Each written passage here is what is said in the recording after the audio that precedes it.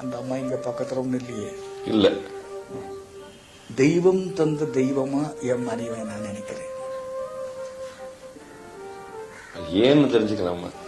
ஏன்னு தெரிஞ்சுக்கலாமான்னாக்கா, அந்த அம்மாவுக்கு நான் நல்லா இருக்கணும், நான் சந்தோஷமா இருக்கணுங்கிற ஒரு எண்ணத்தை தவிர வேற ஒண்ணுமே கிடையாது. பிழைக்க தெரியாதவங்க பேரம்பத்தியோட சந்தோஷமா இருக்கலாம். அதை விட்டுட்டு நான் எங்க போறேன்னு அந்த இடத்துக்கெல்லாம் சட்டி பானையை தூக்கிட்டு வந்து மனைவியா இல்லை சமயக்காரியா இருக்கிறாங்க வாழுது. நீங்க எந்த ஊர் போனாலும் வருவாங்க. ஆமாங்க, நான் ஒரு தமாஷா ஒரு விஷயம் சொல்வேன்.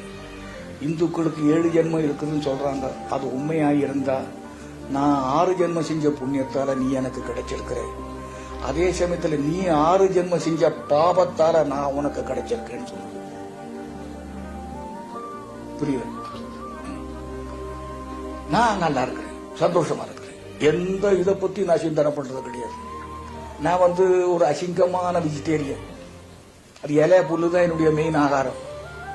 என்ன இலை புல்லு? இலை புல்லு, அதாவது வெள்ளை போட்டு சாப்பிட மாட்டேன், பட்டை சோம்பு போட்டதை சாப்பிட மாட்டேன், ஐஸ்கிரீம் சாப்பிட மாட்டேன், ஓவல் குடிக்க மாட்டேன், கேக் சாப்பிட மாட்டேன். இப்படி ஒரு வாழ முடியாத ஒரு லெவல்ல.